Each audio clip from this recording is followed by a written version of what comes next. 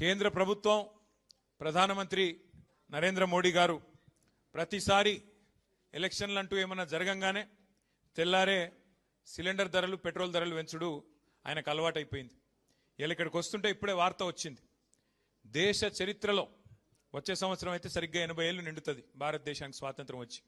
80 ఏళ్లలో ఎన్నడూ పెంచనంత పెద్ద ఎత్తున వాణిజ్య సిలిండర్ల మీద, అంటే హోటళ్లలో వాడే సిలిండర్ల మీద ఇవాళ రేట్ ఎంత పెరిగింది ఎరికేనా మీకు? తెలియదా?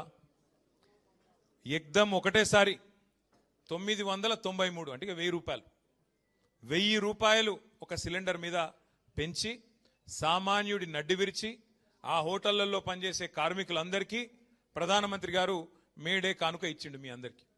ఏది? 1000 రూపాయల సిలిండర్ ధర పెంపు.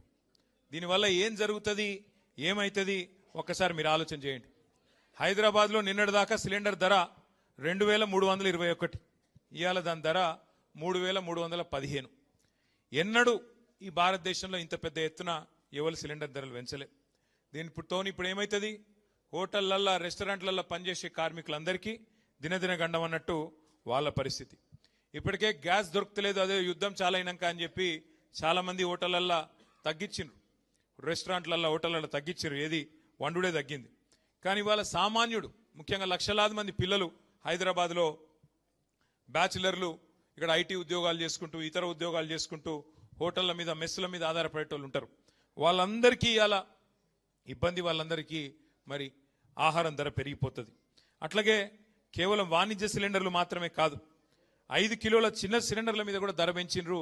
261 రూపాయలు దాని మీద కూడా పెంచిండ్రు. దాంతో ఏమవుతుంది, నిత్యావసర వస్తువులు ధరలు అవి మళ్ళీ ఒక్కసారి పెరిగిపోయే ప్రమాదం. ఇప్పటికే మీకు తెలుసు, రూపాయి విలువ పాతాళానికి పోతా ఉన్నది. ఇంకో దిక్కు సిలిండర్ల ధర ఆకాశంలోకి పోతున్నది. గతంలో ఒకసారి ప్రధానమంత్రి గారు ఒక మాట అన్నారు, అయ్యా మరి 2 కోట్ల ఉద్యోగాలు ఇస్తాన్నావు కదా సంవత్సరానికి, మరి ఏవి ఉద్యోగాలు అంటే ఆ రోజు మోడీ గారు అన్న మాట ఏంటంటే, పకోడీలు వేసుకుంటూ కూడా ఉద్యోగమే కదా, పకోడీలు వేసుడు బజ్జీలు వేసుకుంటూ కూడా ఉద్యోగమే కదా అని మాట్లాడిండు.